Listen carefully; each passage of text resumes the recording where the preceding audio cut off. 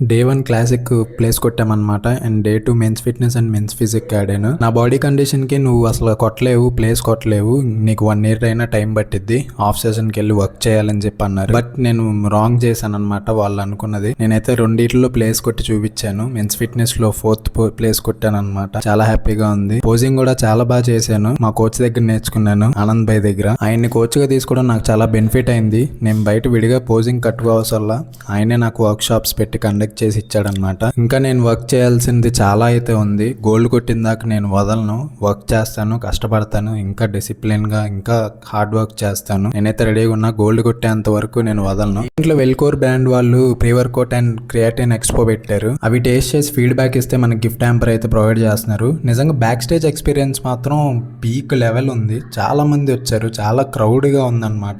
ఈ ఎక్స్పీరియన్స్ ని నేను అసలు మర్చిపోలేను. అండ్ రెండో కేటగిరీలో మనకి ప్లేస్ అయితే రాలేదు మెన్స్ ఫిజిక్ లో.